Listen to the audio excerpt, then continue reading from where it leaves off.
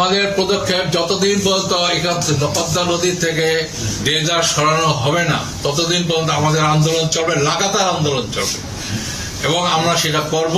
এই সরকার এই সরকারকে জানাবো এবং যারা এটার সাথে জড়িত ইউনূস সাহেব সহকারে যারা এটার সাথে জড়িত তাদেরকে আমরা চিহ্নিত করব, কেন তারা তাদের দায়িত্ব তারা পবিত্র দায়িত্ব তারা কেন পালন করছেন না।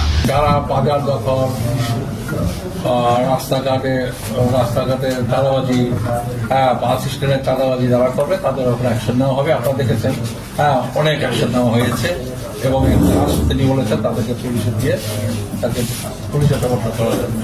এখন নদী দখল যেটা আছে সেটাও এটাকে অন্তর্ভুক্ত হবে, সেটাও আমরা দেখব এবং এ ব্যাপারে দল অবশ্যই এ ব্যাপারে আমাদের স্থির থাকবে এবং আমরা সেটা ব্যবস্থা করব।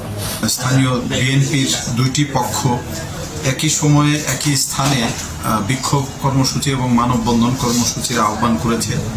আমরা এখানে আইন শৃঙ্খলা পরিস্থিতির ব্যাপক অবনতির একটা শঙ্কা আছে বলে মনে করে আমরা উপজেলা প্রশাসনের পক্ষ থেকে শান্তি শৃঙ্খলা রক্ষার্থে এবং জনগণের জানমালের রক্ষার্থে এখানে 144 ধারা জারি করেছি, যাতে কোনো প্রকার হানাহানি সংঘর্ষ এখানে না ঘটতে